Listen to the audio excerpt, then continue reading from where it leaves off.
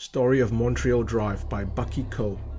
Hi everyone, just wanted to share with you 3 creepy incidents that happened to me when I was living in Montreal Drive in Sembawang. This happened between 2004 and 2008 before I sold the apartment. Incident 1. My 4-year-old son was sleeping in between my wife and I when we were suddenly awakened around 4 a.m. One of my son's toy robot had turned on by itself,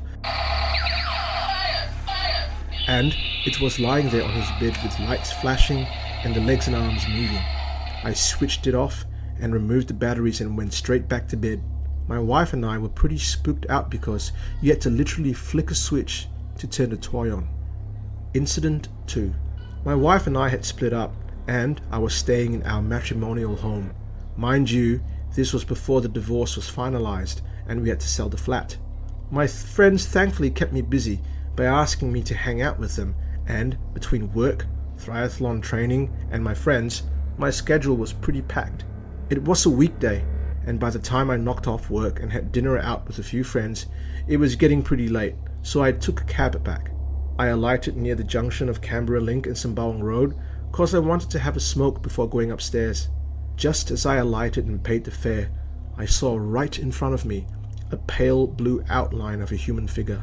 It didn't immediately register in my mind that this was something supernatural. In fact, it was quite surreal.